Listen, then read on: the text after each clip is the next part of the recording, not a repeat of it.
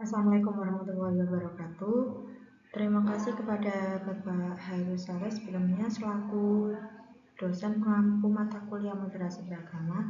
Sebelumnya saya Hairul Sasila Nabila ingin mempresentasikan hasil dari moderasi beragama dalam kehidupan berbangsa, beragama, dan berbudaya. Isi materinya yaitu ada 7. Yang pertama, konsep moderasi beragama. Yang kedua, strategi internalisasi nilai-nilai moderasi. Yang ketiga, moderasi sesama muslim. Yang keempat, moderasi antaragama. Yang kelima, moderasi dalam berbangsa dan bernegara. Yang keenam, moderasi dalam budaya Nusantara. Yang ketujuh atau yang terakhir, moderasi dalam pesantren, radikalisme dan anti kekerasan.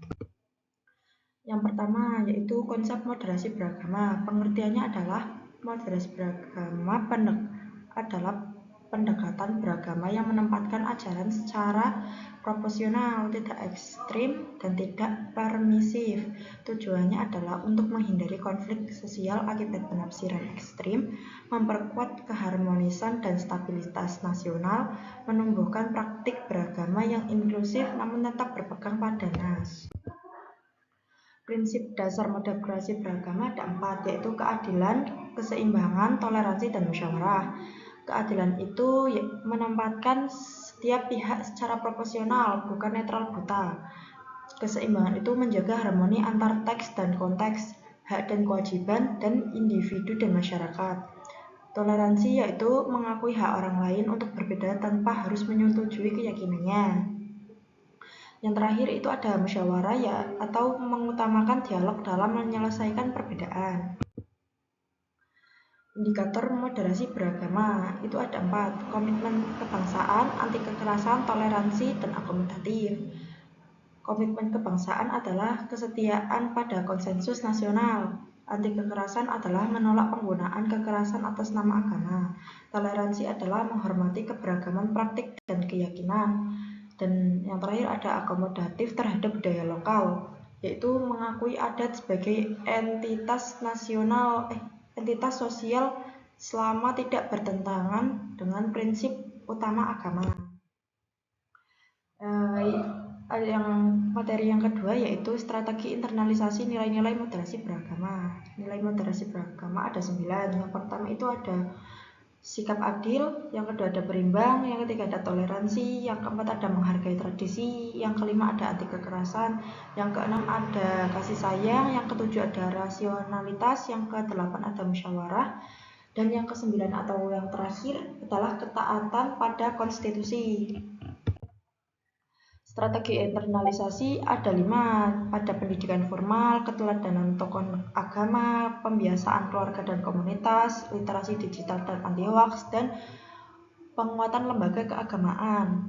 Pendidikan formal itu contohnya seperti kurikulum, diskusi kritis, dan kajian teks. Keteladanan tokoh agama juga berperan penting dalam meredam fanatisme buta. Kebiasaan pembiasaan keluarga dan komunitas itu bisa dari pola interaksi sehari-hari dapat membentuk sikap moderat. Literasi digital dan anti hoax itu bisa melawan polarisasi berbasis misinformasi. Penguatan lembaga keagamaan dengan cara membentuk ruang dakwah inklusif dan edukatif. Materi yang ketiga ada moderasi sesama muslim. Prinsip utamanya itu ada 3. Ada ukhuwah Islamiyah, menghindari takfir, tabdi, dan ghulu. Dan yang terakhir itu ada mengakui keberagaman mazhab.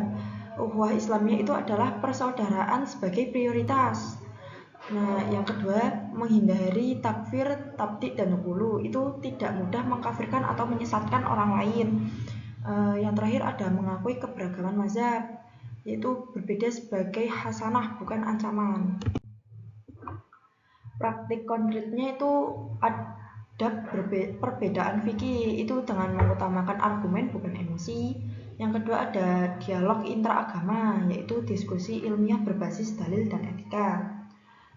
Terus ada mencegah konflik identitas atau tidak membawa perbedaan ormas mazhab ke ruang publik sebagai alat permusuhan. Materi yang keempat adalah moderasi antar agama. Prinsipnya yaitu cuma ada dua prinsipnya. Yang satu itu toleransi dan hidup berdampingan atau pengakuan terhadap keberadaan dan kebebasan agama lain, dan yang terakhir adalah lakum dinukum waliyadin, yaitu prinsip sosial bahwa hidup berdampingan tidak menghilangkan identitas keagamaan. Praktik konkretnya itu ada tiga, yaitu yang pertama kerjasama sosial lintas agama, yang kedua menghormati ibadah, rumah ibadah, dan hari besar agama lain. Yang ketiga atau yang terakhir itu etika interaksi di ruang publik yang menghindari provokasi. Materi yang kelima ada moderasi dalam kehidupan berbangsa dan bernegara. Landasannya ada 4, yaitu Pancasila, Undang-Undang Dasar 1945, Bhinneka Tunggal Ika, dan yang terakhir ada NKRI sebagai konsensus final.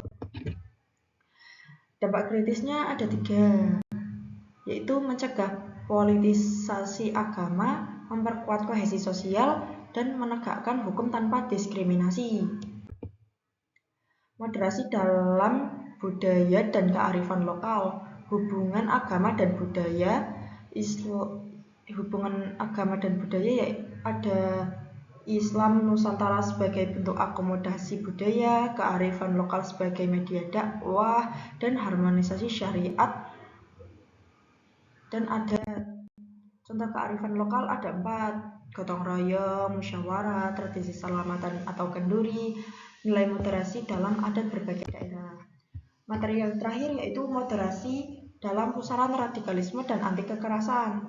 Itu ada 3 tantangan, yaitu radikalisme keagamaan, polarisasi digital, dan narasi kebencian, hoaks, dan propaganda identitas. Cara mencegahnya itu ada 4, yaitu literasi keagamaan dan digital, deradikalisasi dan kontranarasi, penguatan komunitas moderat, dan penegakan hukum yang berkeadilan tanpa kekerasan berlebih. Kesimpulannya yaitu moderasi adalah jalan tengah yang kokoh, bukan kompromi nilai. Menjaga persatuan bangsa di tengah keberagaman, perlu internalisasi di keluarga, sekolah, negara, budaya, dan ruang digital. Dan yang terakhir ada moderasi, bukan sikap pasif, tapi sikap aktif menjaga harmoni. Cukup sekian. Wassalamualaikum warahmatullahi wabarakatuh.